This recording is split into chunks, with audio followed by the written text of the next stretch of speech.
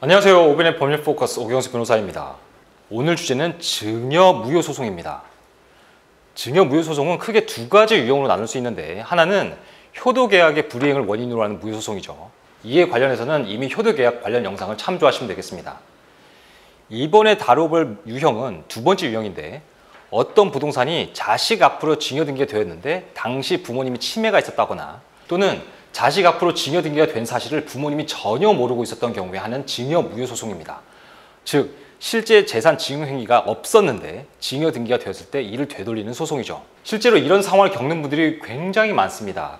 큰형이 아버지 인감도장을 다 가지고 있다가 어느 날 치매에 걸린 아버지를 모시고 가서 부동산 증여등기를 받아갔다. 또는 어머니가 요양원에 계시는데 인감도장 가지고 싹 등기쳤다. 이런 사례들이죠. 자, 아버지가 사시던 아파트가 어느 날 장남 명의로 넘어가 있었다고 해보겠습니다. 첫째, 아버지가 정신적인 판단 능력이 온전한데 장남이 몰래 증여등기를 했다면 아버지는 장남을 상대로 당연히 증여무효소송을 할 수 있겠죠. 보통은 아버지 인감도장을 장남이 가지고 있다가 위임장을 위조해서 인감증명서를 대리 발급받거나 아버지를 속여서 인감증명서를 본인 발급받게 한 다음에 그 인감증명서를 써서 등기 신청을 했을 겁니다. 둘째, 아버지가 현재 정신적인 판단 능력이 온전하지 않은데 증여등기가 된 상황입니다. 이때 다른 형제들이나 어머니가 아버지를 대신해서 증여무효소송을 할 수는 없습니다. 증여무효소송은 아버지만 할 수 있으니까요. 그런데 지금 중증치매나 장애가 있어 정상적인 판단 능력이 아니라면 소송 활동도 못 하시겠죠. 그래서 이런 때에는 가정법원에서 후견 재판을 받은 다음에 아버지의 후견인이 법원의 허가를 받아 증여무효소송을 해야 합니다. 세 번째, 아버지가 정신적인 판단 능력이 온전하지 않은 시점에서 장남 앞으로 증여등기가 되었는데 아버지가 돌아가신 상황입니다. 이때는 다른 상속인들이 증여무효소송을 할 수 있습니다. 아버지가 장남에게 무효인 등기를 말소하라고 청구할 수 있는 권리를 자녀들이 상속하니까요. 그럼 증여무효소송에서 승소하려면 무엇이 필요할까요? 이 소송에서 핵심 중의 핵심은 과연 재산 증여 행위가 존재했는가입니다.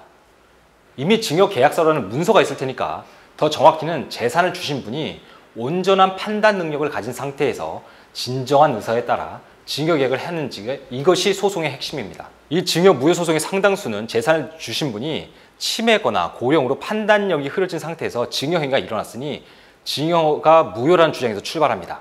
그런데 정말 중요한 점은 재산을 주신 분이 치매라고 해서 증여계약이 전부 무효가 되는 것은 아니라는 데 있습니다.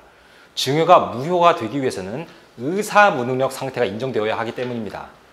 쉽게 말해 치매가 있긴 한데 예전 일을 자꾸 까먹는다, 이런 정도라면 치매 진단이 있어도 의사무능력 상태에 있다고 보진 않습니다. 반면에 증여행위 당시에 병원 중환자실에 계셨고 의식이 없었다거나 치매가 워낙 심해 아예 사람을 못 알아보는 정도에 이르렀다면 증여무효소송 가능성이 있습니다.